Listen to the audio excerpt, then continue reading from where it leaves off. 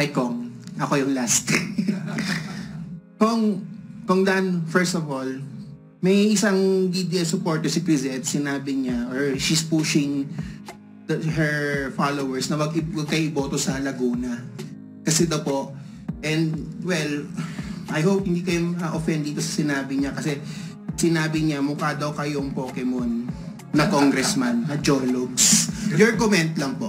Ano ba ibig sabihin ng Pokemon? Hindi ko masyado naintindihan yun. Yung Pokemon na monster, mga ganyan. A monster. Well, sabi naman ng nanay ko, pogi daw ako. So, well, kanya-kanyang interpretation. Pero kung makaka-apekto po ba sa candidacy niyo sa governor itong kung sa tingin niyo po?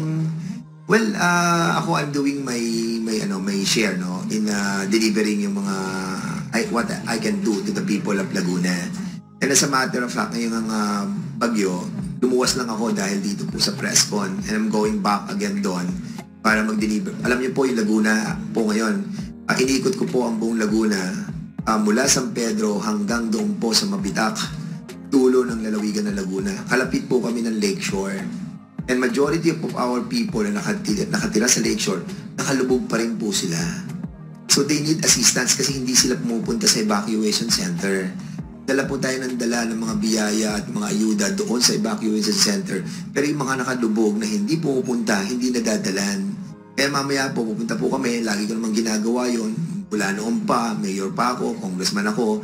Kapag lumulubog po kami nung Ondoy, talagang doon po ako nagdadala ng mga pagkain para po mabigyan yung mga kababayan na nakatira at hindi nakakapunta sa evacuation center. Now, ang tanong kung makaka-apekto ba sa akin itong ginagawa namin, let the people decide. Alam niyo po, yan yung lahat ng pagtakbo is a destiny kung talo tayo because of what we have done right here, and the people will tell us that hindi ka namin boboto because of what you have done to the former president, and then other people will tell that I will vote you because what you have done to the people of the province of Laguna. Then let it be, let the people decide. At yung mga si Pokemon, anong pangalan niya? Crisette Chu. Sige, kung taga Laguna siya, pumunta siya dun sa amin, makipag-usap siya sa akin para makita ko rin kung anong kagandahan niya. I mean, alam mo to sinasabi ko, ang mga bashers, we accept that because we are living in a democratic society. Okay po yan eh. As a matter of fact, tinutulungan pa nga nila tayo eh. Dahil yung engagement natin, tumataas daw yung ating mga viewers, wag yung mga bashing. So, mas marami kong bashing kaya naman. Pero ako sa akin, sinasabi ko, let them be. Kasi nga, yun eh, damdamin nila yun eh. And we respect that eh.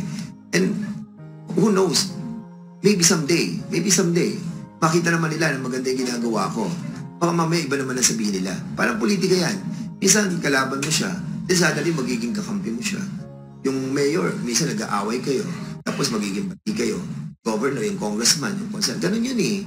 And then yun yung process. And I hope that that lady will have delivered that statement. Basta lagi tayong peace. I love you. In relation